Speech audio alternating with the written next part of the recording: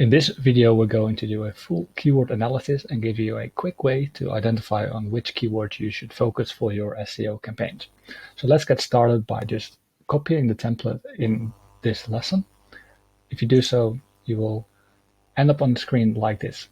It's already filled with a lot of sample data, which you can simply delete. So just select all that data, just get rid of it, and we're going to fill it with your own data. So this count for the first few columns, column A, C to F. So where we're going to get the data from is Google's keyword planner. So once you have this copy of the sheet made, let's go into the keyword planner and simply Google keyword planner and then go into the Google ones or go via your Google Ads account. Then you can start with a keyword search, as for instance, dog food, and simply get the results. So this is one of the most powerful tools to get insights in what are relevant keywords based on your suggestion and the associated searches, competition, and price. So it gives you already a lot of information all for free to start researching. So what I then like to do is download these keyword IDs and simply import them to a Google Sheet.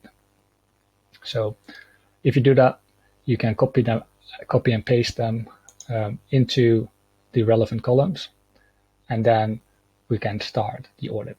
So pause the video for now and start your search. So go into the Google keywords template, start your search, download in the top right your keyword IDs, and then wait for the preparation of the report. Probably takes a minute to get the report. Here we go already, and then we can get started. Okay, so what you just do is copy paste these columns, column A, column C, D, and E, as well as F. So C, D, and E. So we want to have monthly searches, volume, and competition. So monthly searches, max volume, and competition. So copy column A, column C, E, and F. So if you paste that in here, then we want to deselect all of these. So you can just deselect them all by copy pasting one that's deselected and pasting them in all of the other ones. So the way the sheet then works is that in column G, we automatically identify the intent of the particular keyword. So this is based via the category tab, in which here, column H and I, we determine certain keyword combinations as informational, navigational, or transactional.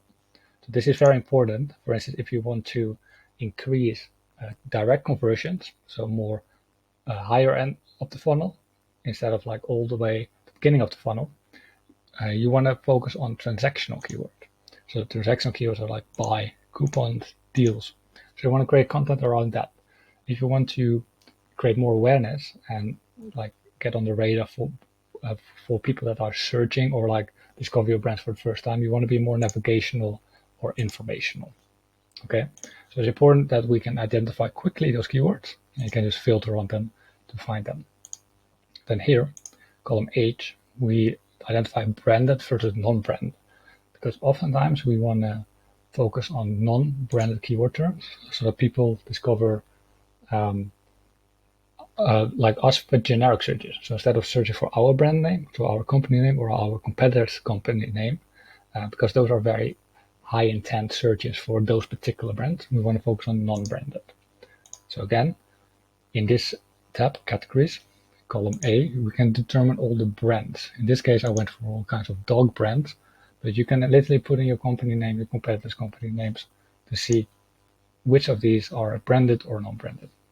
And then the same way, column I to N, we have different categories. You can replace them with different names, which do lookups on these columns.